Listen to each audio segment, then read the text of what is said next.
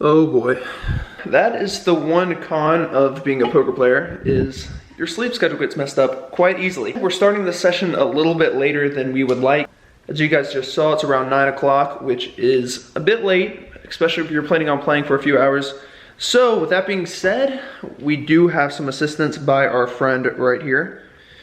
If you guys know, you know these things do the trick. But very addictive, and that's all right. Anyways, y'all, there's only one other thing we need to do, which is playing some cards. So let's go.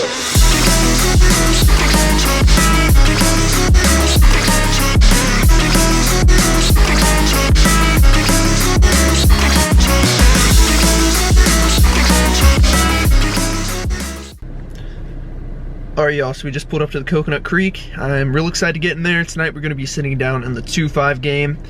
So with that being said, Saturday night, hopefully a lot of action to be found. And I didn't even check Bravo, so I can't tell you guys how many tables as of right now. But anyways, let's hope we can film our hole cards. I haven't tried here. I haven't seen anyone that's tried here. But if I had to take a guess, we should be able to. Anyways, let's pray and let's get in there. Let's go.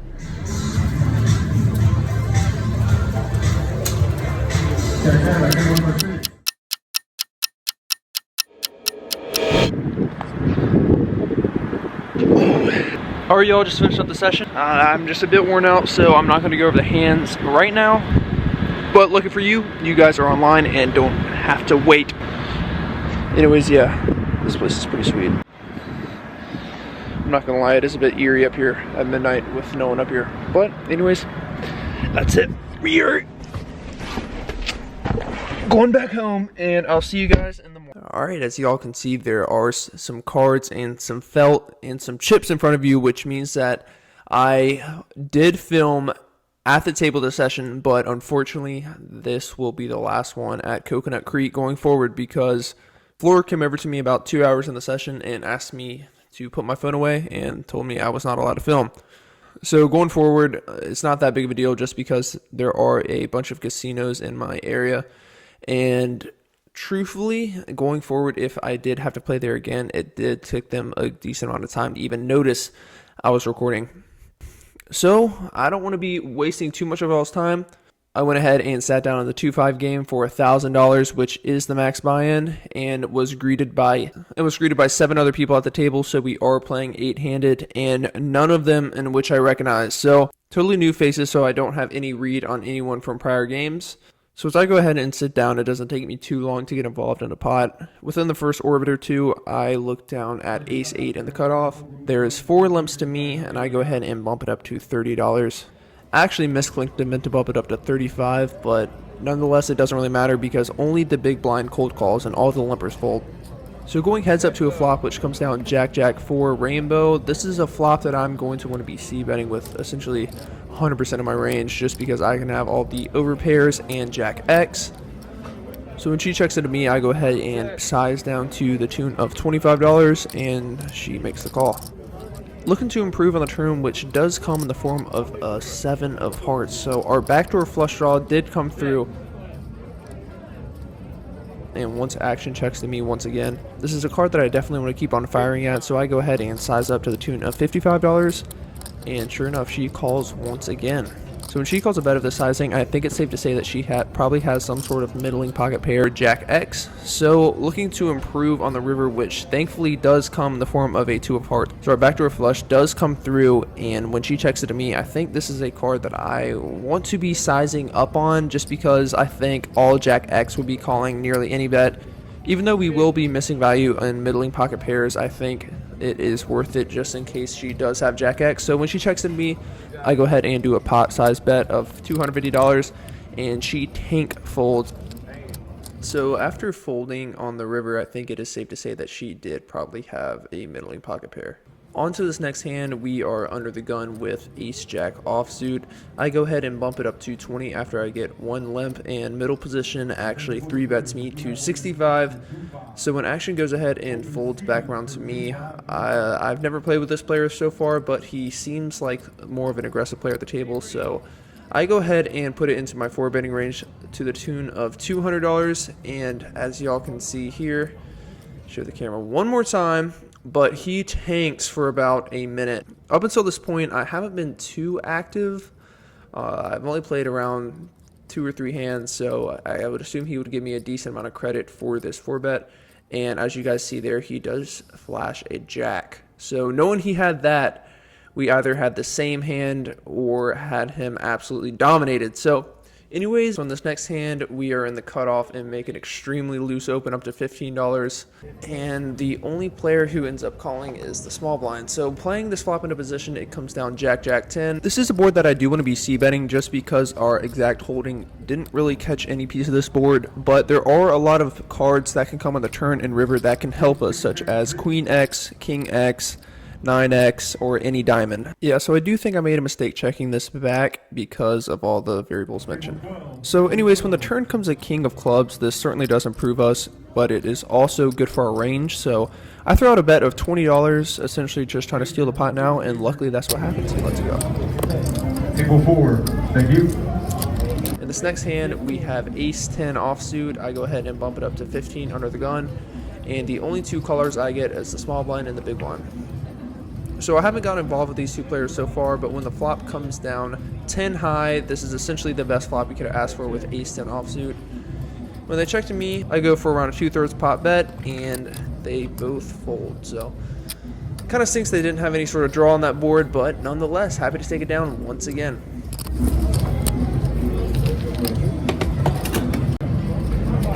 Yeah, big blind. Line cup.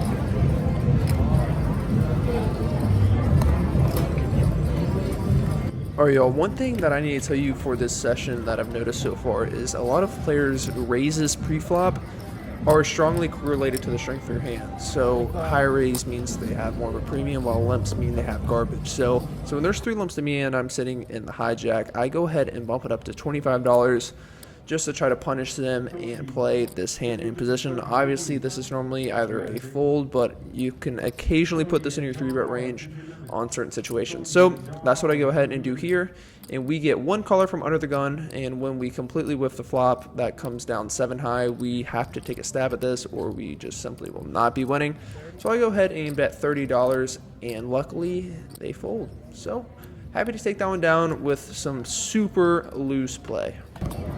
So in this next hand, this also goes hand in hand with the comment I was just saying. This player to my left has not gotten involved in many pots so far. So when he raises under the gun to 25 and +1 and the button call, I am already putting them on fairly strong ranges. But we're in the big blind with 2 kings, so this is certainly going to be a 3-bet. So we size up to the tune of $150, hoping for some calls, but unfortunately under the gun and +1 snap fold. And the button ends up calling for less. Praying that we don't see an ace on this flop, which is exactly what happens. It comes down to queen high, and the turn gives us a flush draw, and the river is a brick. So luckily, it didn't even matter as he shows pocket 10s. +1 shows some frustration as he said that he would have turned the nuts. So it's a good thing I didn't try to do anything sweet this play, such as slow playing my kings. And nonetheless, I'm happy to take down a decent sized pot. Alright, also some time goes by and I am a bit card dead as you see it, that absolute garbage. But luckily it doesn't last too long as we are in the button and it folds around to us. We look down at queen jack offsuit. That's good enough for a raise for me, so I go ahead and bump it up to $15 and we only get 1 call from the big blind. Hoping to look for a good flop, which does come with 9-10 kings, so we flop the absolute nuts. I go ahead and bet around half pot, just trying to build a pot. So I slide out $15 and he does call. So the turn comes at 8 of hearts. That does add an obvious flush draw out there, but it also adds open-ended to any jack X. So knowing that a lot of hands here could continue, I go ahead and size up to the tune of $55. And this man snap calls like faster than I think I've ever seen anyone ever call. Literally ever since I played cards. He didn't even get the amount right. Look, he forgot an extra $5 chip. So looking for a clean river, which does come in the form of a deuce of clubs. So being in position, this kind of is bad because I would prefer to be out of position in this situation to check it to him because he most likely has a busted draw. So nonetheless, I go ahead and size up here, which in retrospect, I don't think this is probably a good play, but he does tank for quite some time. So I think it is safe to say he had some sort of king X but I think that a size down in this situation would be good too, because a lot of the draws did miss. Anyways, after I slide out this bet, he tanks, but eventually elects on a fold, which is unfortunate. So hoping to keep the run good coming, in this next hand, it folds around to middle position, in which he limps. I am in the hijack, and I look down at ace-king offsuit, which is certainly good enough for a raise for me, so I go ahead and bump it up to $20, and it folds back around to middle position.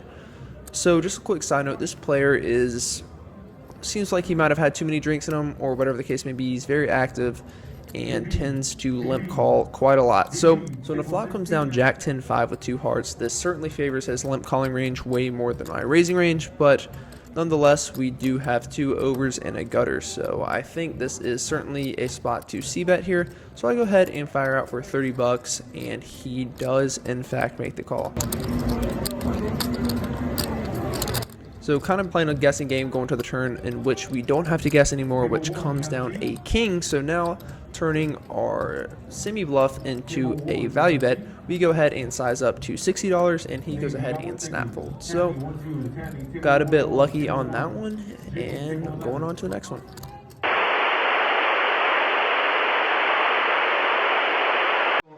Alright y'all, unfortunately that's when the floor told me I gotta put my phone away.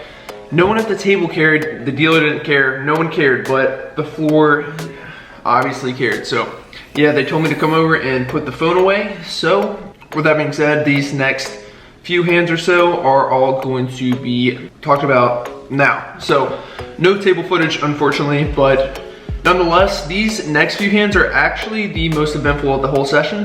That being said, y'all, sit back and enjoy. So this hand that we're about to talk about is hands down the most interesting of the session. Alright, so in this hand there is a straddle on board, and we are in the small blind, and we go ahead and look down at 2 tens, and action folds around to us. We go ahead and bump it up to $30, and we do get a call from the button. So going heads up to a flop, which comes quite nice. So the flop comes down queen 10-5 with 2 spades on board. So essentially the best possible flop I could have asked for. A lot of draws on board, and obviously we essentially have the nuts, because this is the same player that I got involved with the ace-jack hand, and also the hand in which I flopped a straight. So I already know off rip this player views me as a super aggressive young player, and he's certainly more capable of calling down light. So being in the straddle, we can already eliminate that this player has pocket queens unless he's just slow playing them, but odds are he would never be slow playing in that position. But you also could make the case that he could be slow playing him against me, but regardless, there's the likelihood of him having queens in this exact situation is very thin. I go ahead and bet out $20 solely for value, and he goes ahead and calls. In retrospect, I do like me sizing up a lot larger on this flop, around like 70 to 80% pot. One of 2 reasons. One is to obviously protect our pair of tens, and then 2 is because we can definitely get called down by a lot of draws from this player by essentially setting any single price we want. So I think 20 is just simply too cheap, but I think in the moment I just want to extract as much value as possible. Another reason I don't like that bet is because when I bet so small, it doesn't really establish much information. So you could essentially be floating with a lot of ace highs and basically anything with that size bet. So again, that's just another reason that I feel like I should have sized up. Alright, so the turn essentially looks pretty safe for us. It comes down to 7 of hearts. So I go ahead and bet out $65, and sure enough, he calls once again pretty quickly. So essentially the hands that I'm putting him on are spades and queen X, basically because I think a lot of queen X's would take this check call line. So the river does come in offsuit king, which is a decent card for our obvious holding, but it also could slow down some action because a lot of queen X's might not be as entitled to call a bet now. So action starts off with me, and obviously wanting to go for some value on this hand, so I go ahead and bet around 2/3 pot. I go ahead and bet 150 bucks. With that also being said, I've been over betting a lot of pots on the river, as you saw previously. So I think a 2/3 size is good enough to balance my value hands with overbets and also just solely for value.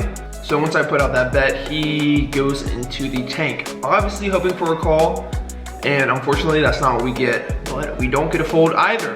He goes ahead and check raises us to $410, leaving himself with around 800 behind. So in this specific situation, I think raising is out of the question on my part. It's just an extremely gross spot because One, the most obvious draw did break out, spades, and we obviously don't block those because the 10 of spades is on the board. He could maybe be doing this with pocket kings that he slow played against someone of my image, but with more bluffs in his range than value hands, I essentially just shrugged it off, only having to risk $260 to win a pot of almost 800. And that's what I do. I just go ahead and shrug it and call it off. And unfortunately, he shows us the bad news, and it is in the form of ace jack. So again, that's where I think I need to be sizing up on the flop, because if I size up on the flop and essentially size up on the turn, I think I did play that hand bad, but I think when it does come down to the river in that specific situation, I just gotta be right less than a third of the time. So with all those factors, I just go ahead and shrug it off and call, but fortunately it is the bad situation. So our stack went up around 400 to now we are stuck around 300, I believe. All right, so I'm a bit card dead for the next hour or so, and by now it is getting late into the night. So this time we are playing six-handed, a lot of the guys left, and that player that I just lost the previous pot to, he left as well and was replaced by another player. He's been sitting down for around 45 minutes and hasn't played a single hand. So in this exact hand, he is under the gun and he goes ahead and 5x's it to 25. So a bit alarming, as action does in fact fold around to the button in which he calls, which I go ahead and look down on my cards, which is ace king suited. So certainly putting this in my 3-bet range, I go ahead and size it up to 115. Even though that one player has been playing extremely tight, I do think ace king is still certainly too strong to just be flatting, especially in this position. And surprisingly, the under the gun player does fold, but the player on the button ends up calling. So when flop comes down queen jack jack with 2 spades, we obviously have a gutter and 2 overs. So this is a board that I'll be c-betting with most of my 3-betting range, and 100% against this exact player. So when he goes ahead and checks it to me, I size down to $75. And surprisingly, this exact player folds, but he shows pocket 10s face up. So he gave me probably a little bit too much credit for that flop bet, and I go ahead and show my ace king, just to let him know he made the bad decision. So we're happy to take down that pot. All right, so in this next hand, we have ace queen and we are on the hijack. So we get 2 lumps to us and we go ahead and bump it up to $25. So if on this raise, the cutoff cold calls and both limpers end up calling as well. So we go 4 ways to a flop, which comes queen high. So when action checks to me, I go ahead and slide out a bet of $80. In this exact hand, this is a good spot to size up because we don't really block any of the draws such as jack 10 or any club. So I do like my sizing on the flop, and sure enough, we do get a call by the middle position player, which is the same player I was talking about last hand.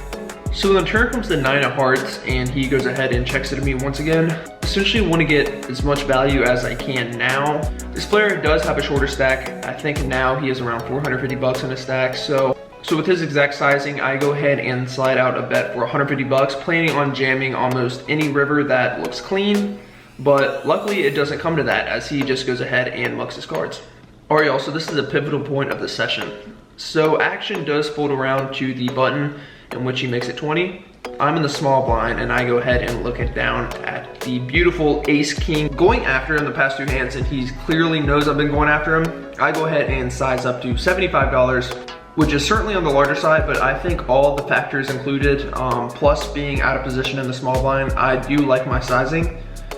And sure enough, action does fold around him as expected. And we get some beautiful news as he goes ahead and jams his whole stack in there, which is around $610. Can't tell you how fast I put in my chips. So I go ahead and snap it off and let's go ahead to a run out. So when we get it all in, he says that he'll show his cards on the flop, which I'm totally okay with.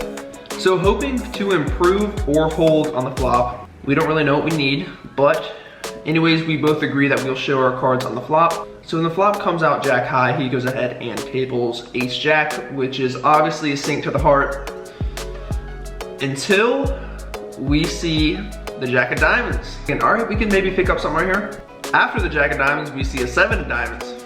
And then we see the 9 of diamonds. So we go ahead and flop the nuts. Well, actually, if you want to be technical, the second nuts after the straight flush, but how good can we run? So we go ahead and scoop a massive pot, run out, I forget what it was, which is funny because the run out was actually an 8 and a 10, so there's a straight on the board, but obviously that doesn't matter when we go ahead and flop the nuts like that. So obviously great utilizing the situation, and my pre-flop sizing was able for us to get all the chips. So already agreeing that this is gonna be my last orbit at the table, I already have my chips in my chip tray. We experienced 2 limps to me, and I'm in the button with King 5 of diamonds. Normally this hand should either be a fold or a raise, but I take the super low variance route and I call. And sure enough, the big blind does come along as well. So when the flop comes down ace queen 10 with 2 diamonds, this is essentially the best flop you can get with King 5 of diamonds because it is very clear cut whether or not you are ahead or behind. As if a king would have come, we would have been kind of guessing, but with this kind of flop, if we catch a queen or any diamond, we obviously have the nuts. So when action checks to me, I go ahead and test the waters and throw out a bet of $20, and we only get 1 call from the cutoff. So when the turn comes to 6 of hearts, obviously giving us no help whatsoever. So with so much equity and so much dead money in the pot, this is definitely a card I still want to be fiery on. I go ahead and slide out a bet of $65. Looking to approve on a river, and it does come in the form of a 10 of diamonds. So a little bit alarming that the board does pair, but I think any 2 pair or set certainly would have raised me either on the flop or the turn. But along with that, it is kind of alarming when he goes ahead and leads out for $100. So with all the variables just mentioned, we can't be too worried about that. And I think the most probable hand he could have here is a lower flush. So when he slides out that bet, I just go ahead and raise him up to $300. And sure enough, he tanks and folds. So anyways, y'all, that is the session. I hope y'all enjoyed this one more than the last one. I know I certainly did by getting some table footage. So anyways, y'all, we were in the game for $1,200 and we ended up cashing out for $1,744 with a profit of $542 and 4 hours of play. Anyways, y'all, thank you for tuning in and keep up the run good.